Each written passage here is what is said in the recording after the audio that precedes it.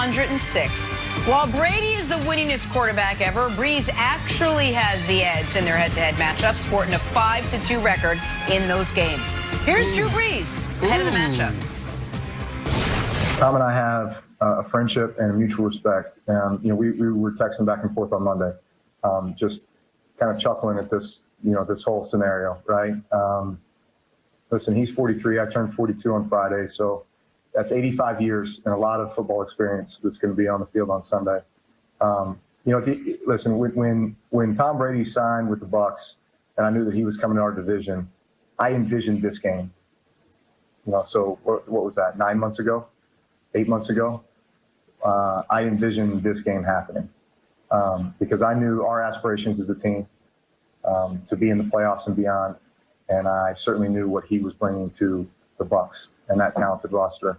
And so I think this is probably where we all envision being at this point in the season. It's like me and Oprah texting ahead of an interview we both do. Hey, LeVar, you faced both these quarterbacks in your college and pro career. Who's going to win Sunday, Bucs or Saints? I think the Bucs are going to have too much for the Saints. I did play against both these guys, and I'm sitting here with a stiff Achilles tendon, a sore back, and eyeballs and ears. Trying to figure out what's going on with my life physically, and these dudes are still playing in the National Football League at what they said 42 and 43. So that's pretty interesting. I was joking. I feel a lot better than what I said. But I think the Bucs are going to be the team that right. I think that the Bucs are going to be the team that is able to snap the 2-game winning streak. This last go around with them.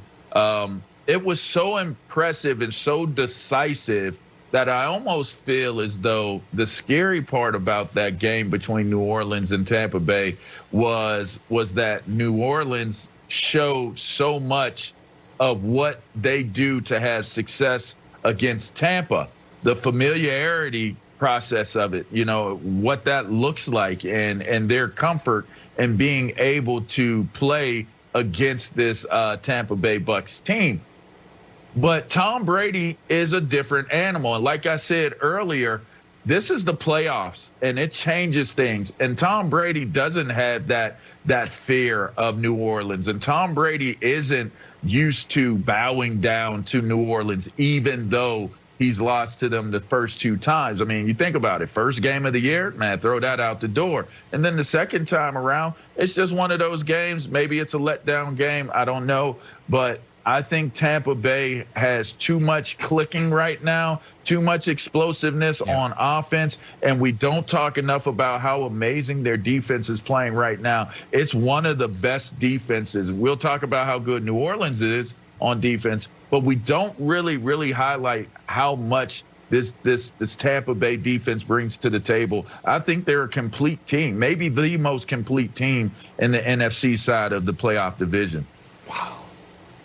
All right, so LeVar said a lot there, and I understand all of it. And the only thing LeVar said that I disagree with is that second matchup between the two teams was the most important game of the season for both teams because both teams knew that the division was going to come down to that game, and the Saints annihilated them. But this is a very interesting game for this show, because Brandon and I both have not game predictions, but multi-month, in my case, multi-year predictions that are coming to a head.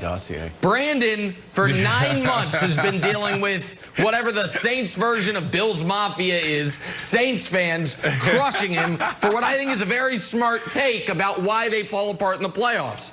I have the entire New England Mafia that has now become the Tampa. They've retired to Florida. The Tampa Mafia killing me for what I've said about Brady all year, and now they're playing each other. The reason I feel good about being on the Saints side of it is twofold. One is about New Orleans and one is about Brady. About New Orleans is this. They lost to the Packers and fell to 1-2. Since then, they are 12-2. And those 2 losses, one was with Taysom Hill as their quarterback, throw it out, and the other was to the defending Super Bowl champs, the Kansas City Chiefs, throw that one out as well. So they have, listen, you're not going to beat the Chiefs, obviously, and Taysom's not a real quarterback, obviously. So under normal circumstances, they haven't lost since September. The other issue, Brandon, is this. I have to give Brady credit. He's been exceptional this year, except for against New Orleans. Show the numbers. Can we just put it side by side if we could real quick? Those 2 games against New Orleans, I mean, that's 25% of his total sacks for the year. That's 40% of his total interceptions for the year. His passer rating is nearly halved. Like, it's somewhat remarkable how great the Saints were against Tom, and equally remarkable how, statistically speaking, Brandon, how great he was against everybody else. That would really, really concern me if I were a Bucs fan this weekend, because, Brandon, I don't know why that's going to change this weekend. I thought you threw the dossier away. How you throw the dossier away and then come back to it? Come on, man. Like, come on. This is specific for the Saints. You can't. This is a specific thin dossier about Brady versus the Saints. Look, I'm just going to ignore this Tom Brady talk because I've already said it the last week or two that this dude is on a mission. He looks awesome in the pocket, the way he's throwing the ball, and obviously the numbers don't lie. Look at the statistics. But I want to go back to what Drew Brees said. Drew Brees said in his interview, he talked about he envisioned this matchup 9 months ago. And I truly believe Drew Brees, because I saw this guy after practice for 30 minutes rock back and forth, staring in the mirror, and I had no clue what he was doing. I went to the strength and conditioning coach. I said, Coach, what is this guy doing? He said, Brandon, all those 200-300 plays that you guys just went through on the field, he's now going through those plays again in every situation. This is a guy that's locked in all the time. And I also think, you know, this is a different Drew Brees going into the playoffs because he had to get over the hump when Michael Thomas went down. He had to figure out a way to throw to Emmanuel Sanders and get other guys involved, his tight end Cook. So this is a guy that's going into the playoffs with the thing that was holding him back fixed. He's distributing the ball. It's no longer, hey, 50% of our offense is going to go through Alvin Kamara and Michael Thomas. This team is scary, but I gotta go with Tampa Bay. I gotta go with Tom Brady because of everything that you said. You talked about this being a complete team. Defensively, we don't talk about them enough. And that game is going to come down to Todd Bowles against Sean Payton.